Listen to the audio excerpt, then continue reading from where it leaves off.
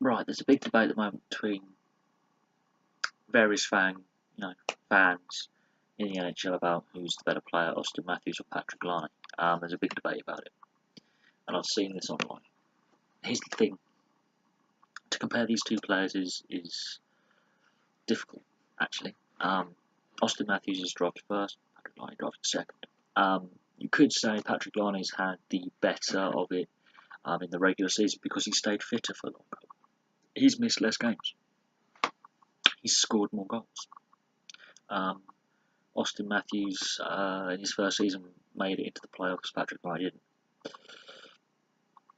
There is that debate. But then they have different roles in their teams. Auston Matthews is a centreman who is key to the build-up of play, and he's a conduit between defence and attack. He's a centreman, therefore he has more involvement on creating. Whereas Patrik Laine is a winger and he's a sniper and he's a finisher, so he finishes off most of the plays. Auston Matthews got more attention because he was drafted first, and he plays in Toronto. That's it. Patrik Laine's got a lot of attention this season because until he was injured this week, he was in line for the Rocket Richard Trophy. Eventually. And he may still have a chance to come back and still push for the Rocket Richard, as depending on how long he's out for their injury. Anywhere between 4 and 14 days. I think a bit of a ploy by Paul Maurice to rest him. Both players will be appearing in the playoffs this season, one in the East, one in the West. It's very hard. Also, it's hard at this stage to compare the players because they're still in the early developmental stage of their careers. When they've retired and what they've achieved in the game, then of course we can compare who was better. And even then there'll be disagreement. They're both very, very young. They're both exceptionally talented, and they're both playing on exciting, mostly young teams as well. A lot of young players on both sides in Toronto and Winnipeg. There's a lot of youth on these teams. And they're both expected to do quite well in the playoffs. I think Auston Matthews gets more attention because he plays in Toronto. If he played anywhere else, it would be a different story.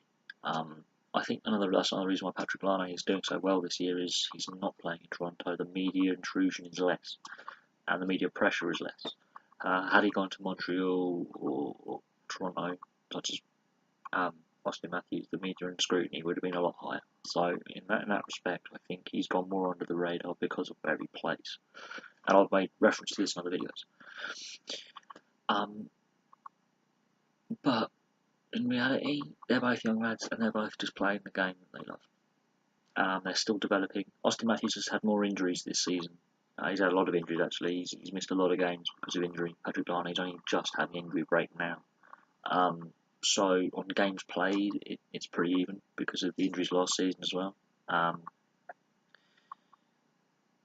But it's exceptionally interesting how they've developed, and they're still keeping up their scoring rates, if not improving from last year. And